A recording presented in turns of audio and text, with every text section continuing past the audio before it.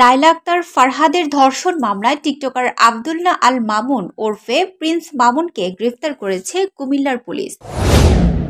সোমবার রাজধানীর ক্যান্টনমেন্ট থানার ভারপ্রাপ্ত কর্মকর্তা শাহিনুর রহমান বিষয়টি নিশ্চিত করেন। তিনি বলেন, সোমবার রাত 9:30টার দিকে কুমিল্লার পুলিশ তাকে গ্রেফতার করে। প্রিন্স মামুনের বিরুদ্ধে ক্যান্টনমেন্ট থানার ধর্ষণ মামলা রয়েছে। কুমিল্লার পুলিশ প্রিন্স মামুনকে হস্তান্তর করবে। আমাদের টিম কুমিল্লায় যাচ্ছে। এর আগে টিকটকার লায়লাকে বিয়ের প্রলোভনে রোববার 9 জুন প্রিন্স মামুনের বিরুদ্ধে রাজধানীর ক্যান্টনমেন্ট থানায় একটি মামলা করেন লায়লা।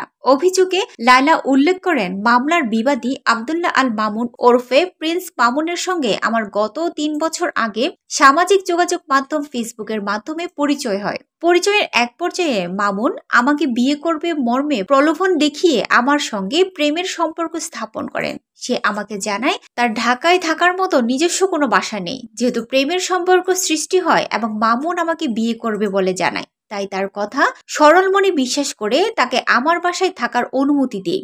2022 সালের 7 জানুয়ারি মামুন তার মাকে সঙ্গে নিয়ে আমার বাসায় এসে বসবাস করতে থাকে। ওই দিন থেকে সে আমার বাসায় আমার সঙ্গে একই রুমে থাকতে শুরু করে। বিয়ের প্রলোভন দেখিয়ে একাধিকবার শারীরিক সম্পর্ক করে। মামুন আমার বাসায় থাকাকালে তার মা বাবা মাঝে মধ্যেই সেখানে এসে অবস্থান করত।